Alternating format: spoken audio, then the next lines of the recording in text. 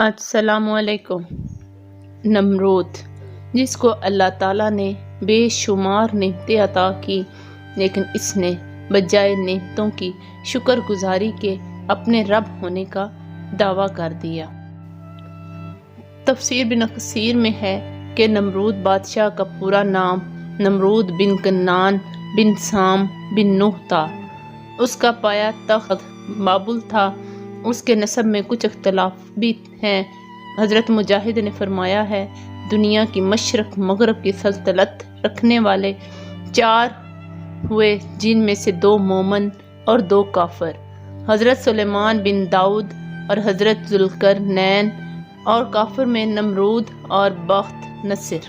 चूँकि एक मुद्दत मदी और अरसा बैद से ये बादशाह चला आता था, इसलिए दिमाग में राउनियत और अनानियत आ गई थी। सरकशी और तकब्बुर, नखवत और गरूर तबीयत में समा गया था।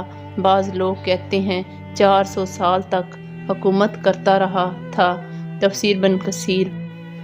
मुफस्सिरीन का बयान है कि नमरूद बिन कन्नान बड़ा जाबर बादशाह था। सबसे पहले उसने ताज शाही अपने सर पर रखा। इससे पहले किसी बादशाह ने ताज नहीं पहना था। ये लोगों से ज़बरदस्ती अपनी परस्तिश कराता था। काहिन और नजूमी इसके दरबार में बकसरत इसके मुकरब थे। नमरूद ने एक रात ये ख्वाब देखा कि एक सितारा निकला और उसकी रोशनी में चांद, सूरज वगैरह सारे सितारे बेनूर होकर रह गए। काहिनों और नजूमियों ने इस ख्वाब की ये ताबीर दी कि फर्जंद ऐसा होगा जो तेरी बादशाही के जवाल का बाइस होगा।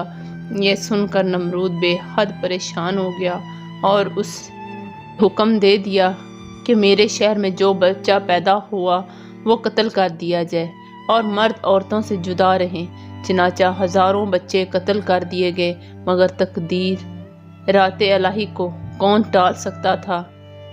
इस दौरान हज़रत इब्राहीम अलैहिस्सलाम पैदा हो गए और बादशाह के खौफ से उनकी वालदा ने शहर दूर पहाड़ के एक गार में उनको छुपा दिया। इस गार में छुप कर उनकी वालदा रोज़ाना दूध पिला दिया करती थी। बाज़ मुफस्सिरीन का कौल है कि 7 बरस की उम्र तक, बाज़ों ने तहरीर फरमाया कि 17 बरस तक आप इसी गार में परवरिश पाते रहे। वल्लाह ताला आलम। नमरूद ने अपनी सल्तनत भर में ये कानून नाफिज कर दिया था कि उसने खुराक की तमाम चीज़ों को अपनी तहवील में ले लिया था। ये सिर्फ उन्हीं लोगों को खुराक का सामान दिया करता था जो लोग उसकी खुदाई को तस्लीम करते थे। चनाचा एक मरतबा हज़रत इब्राहीम अलैहिस्सलाम इसके दरबार में गल्ला लेने के लिए तशरीफ़ ले गए तो उस खबीस ने कहा कि पहले तुम मुझको अपना खुदा तस्लीम करो, जब ही है तुमको गल्ला दूंगा। हज़रत इब्राहीम अलैहिस्सलाम ने भरे दरबार में ऐलान फरमा दिया कि तू झूठा है और मैं सिर्फ एक खुदा का परस्तार हूँ जो वाहिद है, ला शरीक है। ये सुनकर नमरूद आपे से बाहर हो गया और आपको दरबार से निकाल दिया और एक दाना भी नहीं दिया।